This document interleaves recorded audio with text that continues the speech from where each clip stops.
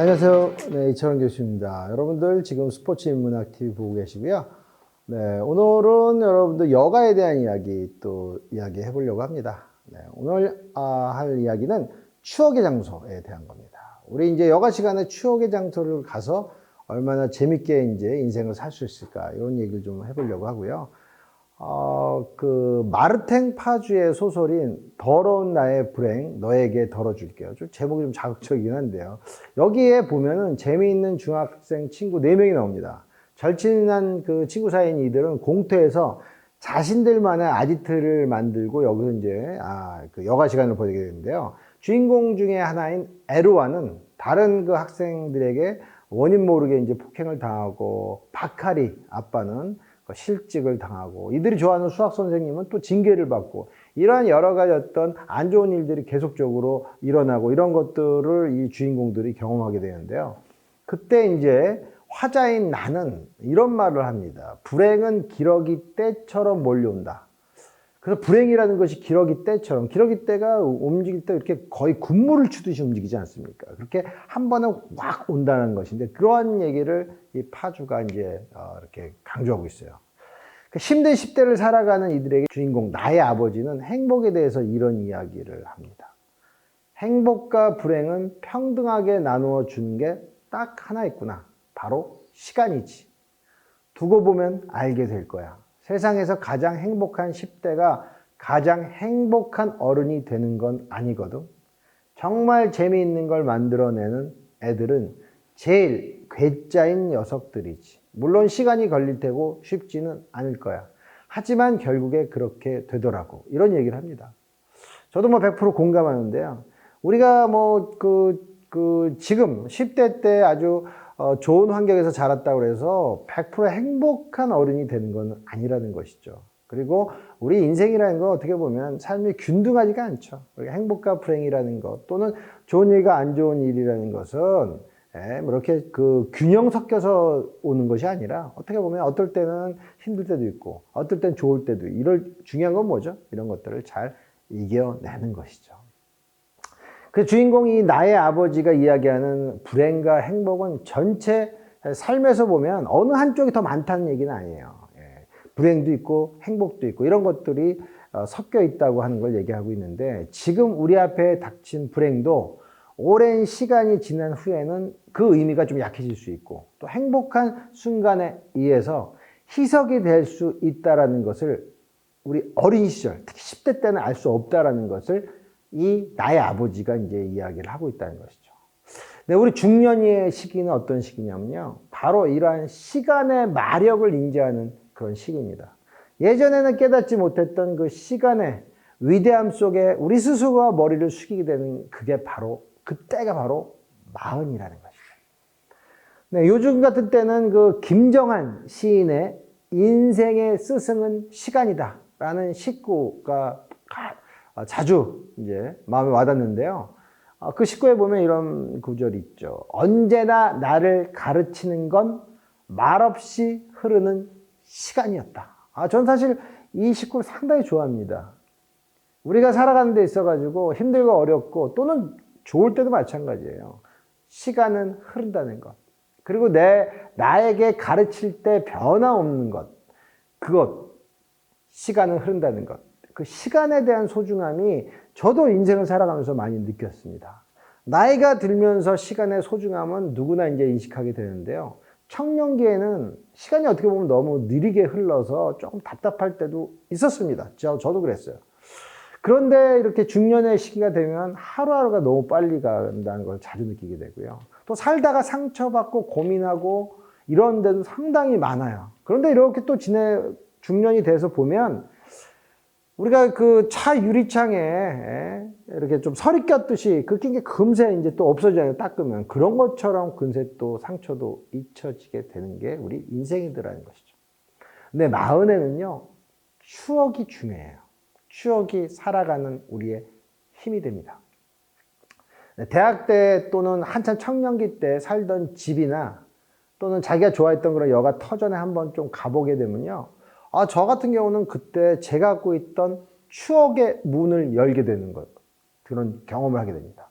어떤 이에게는요, 이런 추억의 문을 여는 그 장소가 대성리가 될 수도 있고, 어떤 사람들한테는 신촌이 될 수도 있고, 또 어떤 사람들한테는 또 신림동이 될 수도 있죠.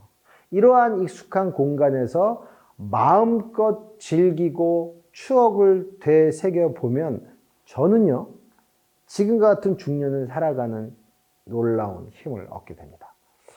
네, 저는 거의 40년 정도 이상을 그 반포 지역에서 살았고요. 지금도 이제 이곳에 저의 이제 추억의 장소들이 있는데요. 뭐 간이 술집도 있고 식당도 있고 또 목욕탕도 있고 뭐 그렇습니다. 근데 제가 가장 좋아하는 최애의 장소는 바로 반포 치킨이라는 곳입니다. 평론가로 굉장히 유명하신 고 김현 선생님이 한때 단골이라고 하셔가지고 문인들 사이에서 굉장히 입소문이 자자한 그 치킨집이 바로 반포 치킨인데요.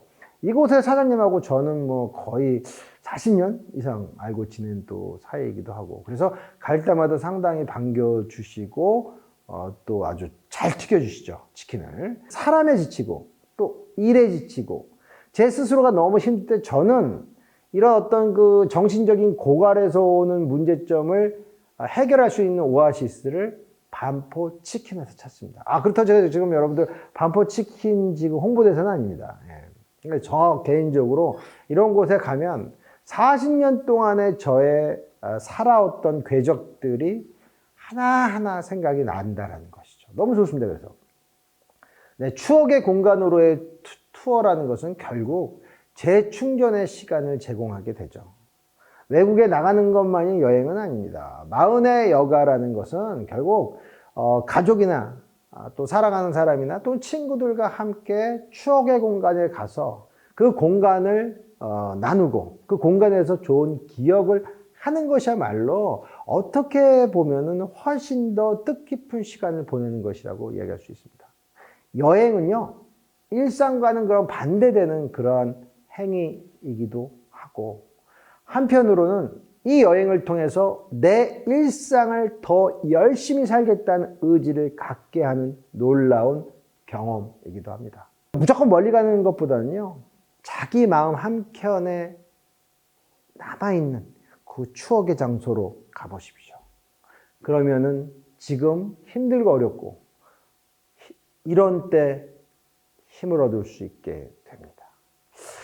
네, 저는 뭐 시장이나 노포 식당 가서 이렇게 그 여러 가지 어떤 경험을 하면서 우리가 모든 사람이 다 비슷한 삶을 살고 있구나, 이런 것들을 자주 목격하고 느끼곤 합니다. 네, 예전 추억에 있는 장소에 가보는 일은 결국은 나와 비슷한 고민을 갖고 있는 타자와의 공감대를 형성하는 일이기도 합니다. 내가 갖고 있는 그런 경험을 다른 사람과 나눌 수 있고, 다른 사람들도 결국은 살아가는 그 고민은 비슷하구나, 이런 것들을 느낄 수 있는 좋은 투어가 바로 추억의 장소에 가는 것입니다. 혹시나 상처받은 일이 있다면요, 이를 극복하기 위해서 추억의 장소에 다시 한번 가보십시오. 네, 우리가 할 수 있고 해야 하는 일은 세상의 그 어떤 날카로운 모서리에 부닥쳐도 치명상을 입지 않을 내면의 힘, 상처받아도 스스로 치유할 수 있는 정신적, 정서적 능력을 기르는 것이라는 것을 유시민 작가가 이야기했습니다. 바로 내 안에 보이지 않는 힘을 길러야 우리가 인생을 멋지게 살 수 있다는 이야기 아닐까요? 네, 저는 중년의 삶에서 무조건 여러분들께 추억만을 먹고 살자는 이야기는 아닙니다. 여러분들이 살면서 힘들고 어려울 때 추억의 장소 한 번 정도 가시면서 그 여가 시간 동안에 내 추억을 되새기고 지금 내 일상을 열심히 살 수 있는 힘을 얻으라는 이야기입니다. 그 다음에 여러분들이 또 이러한 어떤 추억의 힘을 통해서 한 단계 더 나아가시고 또 나를 좀 만들어가고 다듬고 힘들 때 일으켜 세우고 혹시나 넘어졌으면 꿋꿋하게 일어날 수 있는 그런 원동력을 옛 추억의 장소에서 찾았으면 좋겠다고 여러분께 말씀드리는 것입니다. 우리의 삶은 우리가 어떻게 만드냐에 따라서 많이 발전하는 거 아닙니까? 특히 여러분들 40대 이제 40의 시대에 들어간 여러분들 멋있게 살기 위해서는요, 우리 삶을 조금 더 가꾸셔야 돼요.